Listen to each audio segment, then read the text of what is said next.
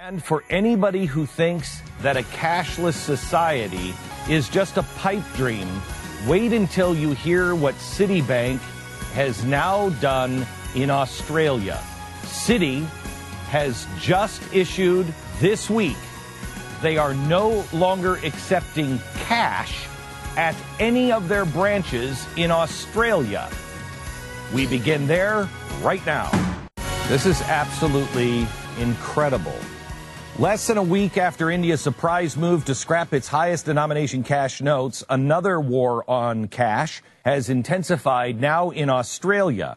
Yesterday, the banking giant UBS proposed that eliminating Australia's $150 bills would be good for the economy and good for the banks. Now, here in America, we've been hearing, and nobody in the mainstream media is talking about this, and I'm telling you, there's going to come a time, I promise you this, there's going to come a time that no one will be talking about this, and within 2 weeks, it will be the only thing that anyone is talking about. America going cashless. Yesterday, UBS said that it would be good for the economy and good for the banks. The reason why they say it will be good for the economy is because you'll stop any black market, you'll stop the, drug trade, et cetera, and good for the banks because the banks won't have to handle all that money. It'll all be digits. This is one of the real reasons why this is happening, is because it will save the banks a lot of money. And remember, the banks are the ones who are ruling the world. But you want to talk about true power.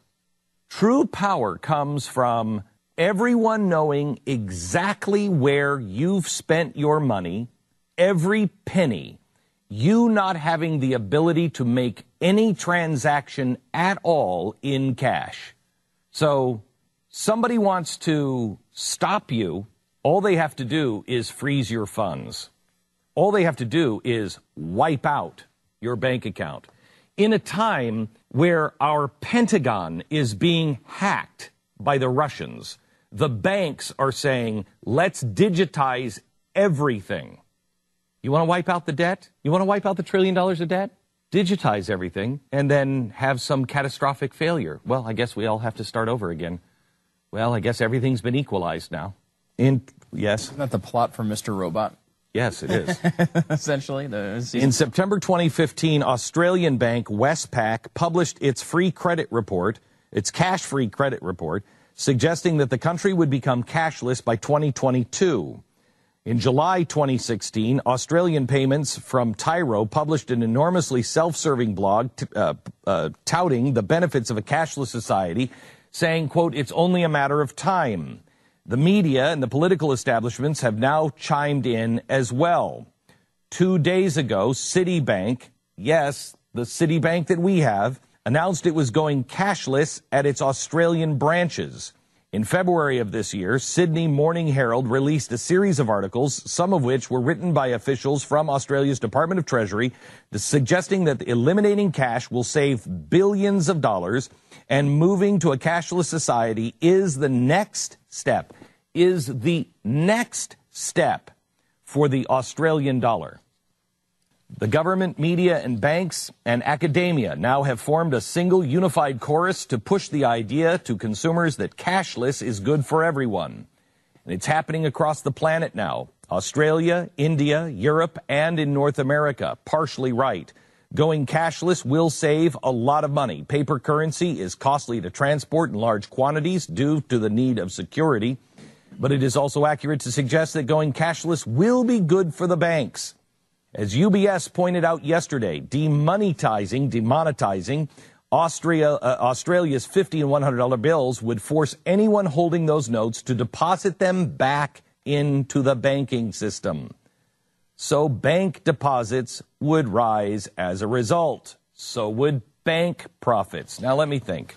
If we're going to negative interest rates, which means that I would want to pull my money out of the bank because it's costing me money to put it in the bank, and that's the only way the bank survives is by bleeding me dry, what could the bank possibly do?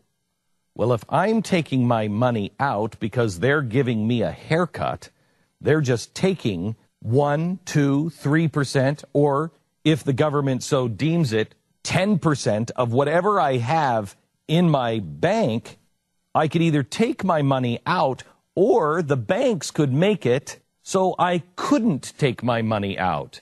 Now, they're already doing that by saying you can't make a big deposit, or a large withdrawal. They're already trying to make it impossible. But this traps the money because your money won't have any value on the street. It's not like if you have the money, I can still go out and buy things. I take it out of the bank. No.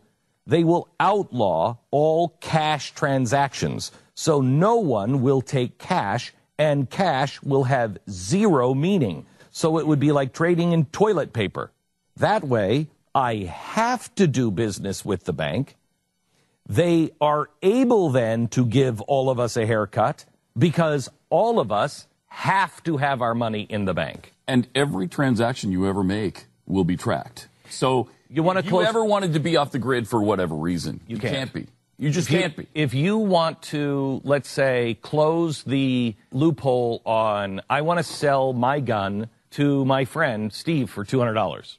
That's totally legal to do. A gun show loophole. I'm just a private citizen and I'm selling like a chair. And I'm selling it to this guy. You don't have to worry about that gun show loophole anymore because I won't be able to sell even my car on the street with a sign that says for sale, call this number. I can't say it's $800, just give me $800 and I'll give you the title of the car and go drive away. He won't have the $800. I will have to go to a bank who will then be paid to make that transaction for me.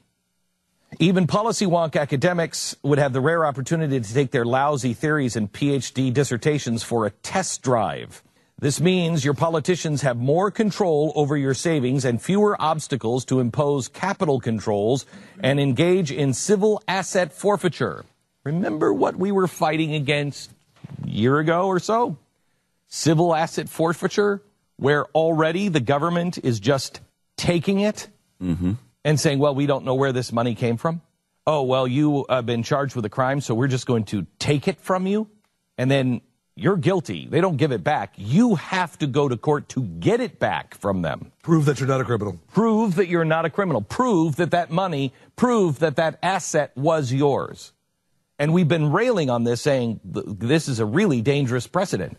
Well, what happens when somebody wants to stop you and nothing is of value except a digit?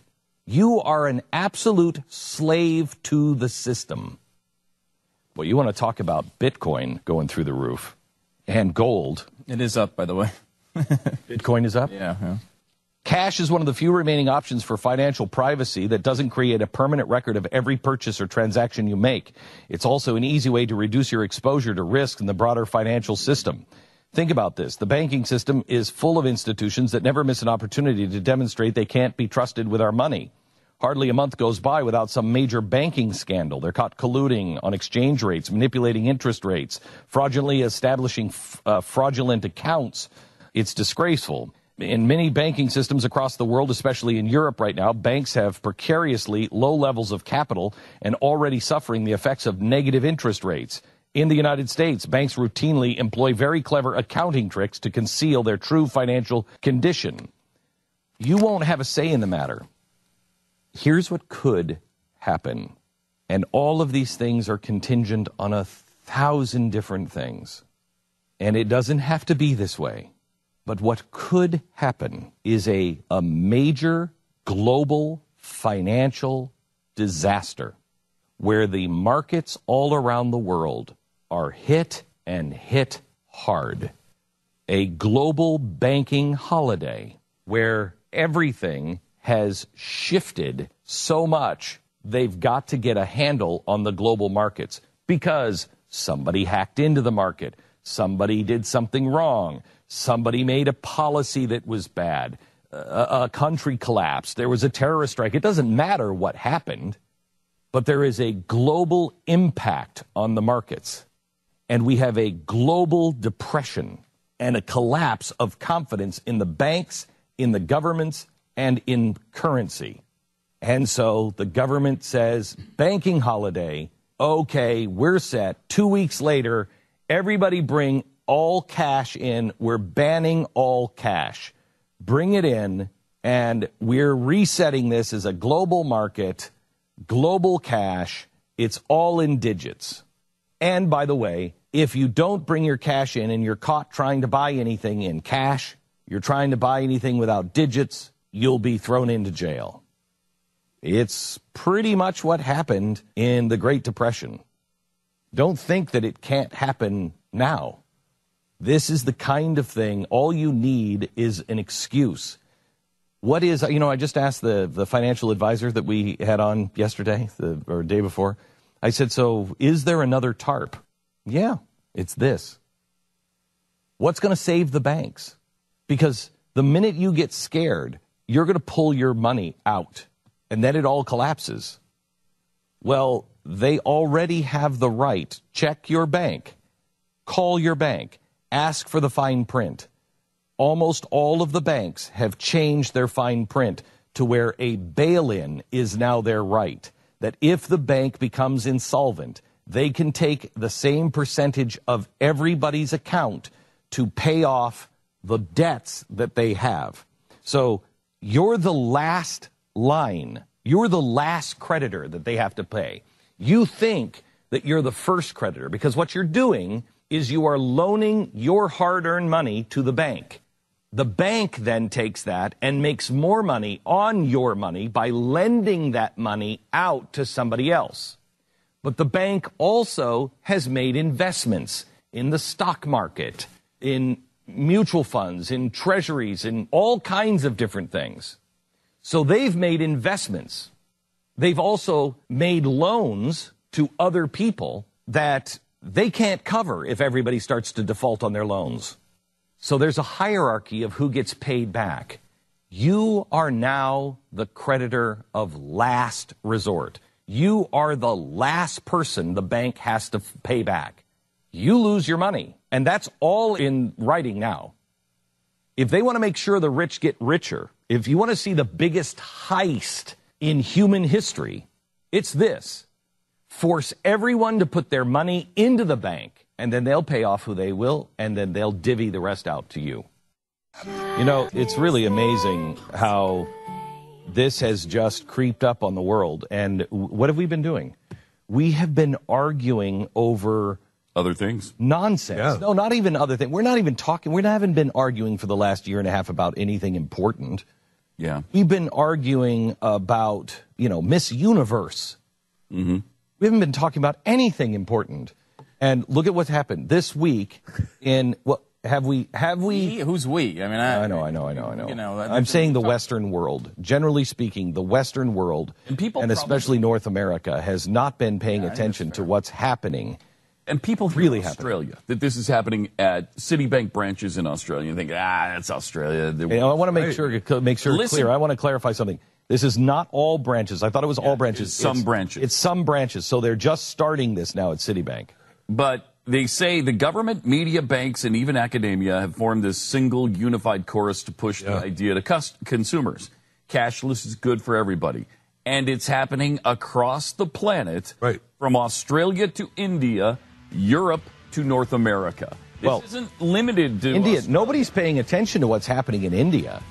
I mean, gold prices in India shot through the roof because they didn't go cashless. They just took everything over a $50 bill, and it almost stopped the country. This week, they just did it. This cashless society is closer than any of us think. And if you think they're going to let a crisis go to waste, you're mistaken.